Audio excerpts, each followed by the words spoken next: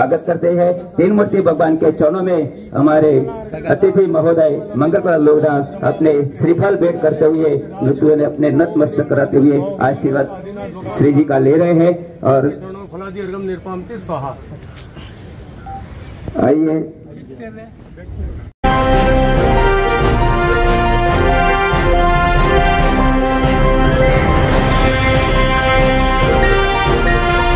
आप देख रहे हैं जस्टिस 24 न्यूज।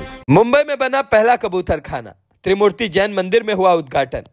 मुंबई में कबूतर खाने को लेकर पिछले दिनों उठे विवाद के बीच अब एक नई शुरुआत की गई है। बोरीवली पूर्व स्थित संजय गांधी राष्ट्रीय उद्यान के अंदर बने त्रिमूर्ति जैन मंदिर में राज्य मंत्री मंगल प्रभात लोढ़ा के हाथों शहर के पहले कबूतर खाने का उद्घाटन किया गया।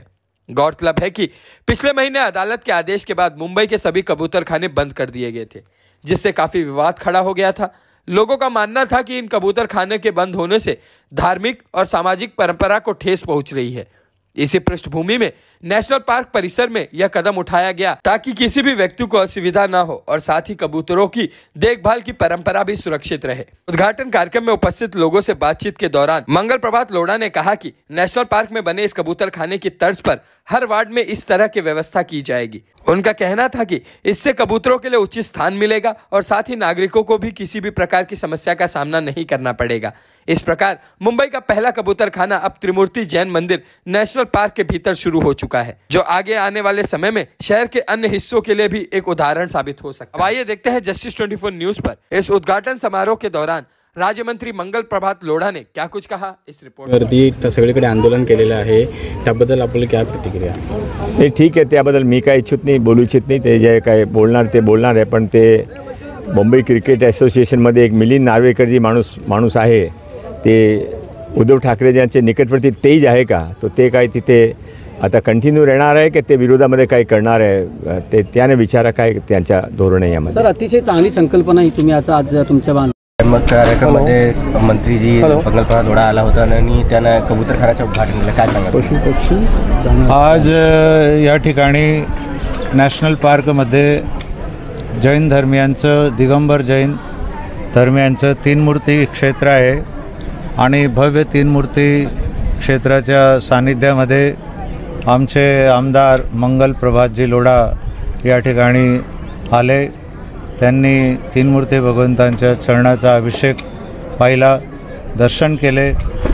त्यानंतर त्यांच्याद्वारे त्यांच्या निधीमधून या ठिकाणी विशाल असं मंडप निर्माण झालेला आहे। त्या मंडपाचं उद्घाटन पण मागच्या महिन्यात त्यांच्या हातून संपन्न झाला आणि आज या ठिकाणी मुंबई शहरामध्ये सरकारने जे कबूतरखाने होते ते सर्व बंद केले आणि जैन धर्मियांचा जीवदया म्हणून आणि पशुपक्षी तिर्यंच पशु प्राण्यांवर दयाभाव म्हणून जो भाग असतो की पशुपक्षींना दाणा पाणी पाहिजे, तर त्यासाठी या तीन मूर्ती क्षेत्र हे फॉरेस्ट विभागात आहे आणि या ठिकाणी मनुष्य वस्ती नाही, फक्त देवस्थान आहे।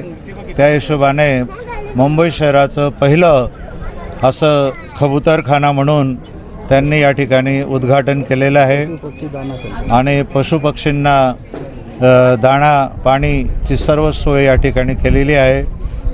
त्या अनुषंगाने प्रत्येक जैन धर्मियांना पशुपक्षींसाठी दाणा आणि पाणी दान करायचं असेल तर त्यांच्यासाठी चांगली सोय इथं झालेली आहे आणि त्याच्याने कुठल्याही पर्यावरणामध्ये अडथळा येणार नाही असं त्यांनी या ठिकाणी सांगितलेलं आहे। त्यामुळे सर्वांनी आनंद व्यक्त केला आणि श्री आचार्य शांतीसागर स्मारक ट्रस्टचे ट्रस्टी, अध्यक्ष, उपाध्यक्ष, त्यानंतर मंत्री, महामंत्री सर्व या ठिकाणी उपस्थित होते। त्यांनी श्री मंगल प्रभातजी लोढ़ा यांचं स्वागत केलं। ट्रस्टचे ट्रस्टी डॉक्टर सुरेंद्र कोटडिया, त्यानंतर दुसरे ट्रस्टी श्री आशीषभाई जगदीशचंद जैन, त्यानंतर महामंत्री श्री महेंद्रभाई शहा यांनी सभाचं संचालन करून सर्व लोकांना माहिती दिली आणि त्यानंतर सर्वांनी आनंद व्यक्त केला। त्या आनंदातून तीन मूर्ती भगवंतांच्या चरणामध्ये शांतीधारा संपन्न झाली। सर्वांची स्वामी वात्सल्याची व्यवस्थापन या ठिकाणी घोषित केलेली होती ती महामंत्री श्री महेंद्रभाई यांनी घोषणा केली। कार्यक्रमाचा आनंद प्रत्येक व्यक्तींनी लुटलेला आहे आणि आमच्या जैन धर्माच्या क्षमावळी पर्ण जो म्हणतो की दशलक्षण पर्व समाप्त झाल्यानंतर रथयात्राच्या माध्यमातून जैन अजैन सर्व गावामध्ये धर्माची प्रभावना होवे त्यासाठी या ठिकाणी रथयात्राचं आयोजन झालं आणि सर्वांसाठी धर्मप्रभावनामधून स्वामी वात्सल्याची पण या ठिकाणी व्यवस्था होती। अशा प्रकारे आजचा कार्यक्रम आनंदाने पार पडला। जय जिनेंद्र, जय जिनेंद्र।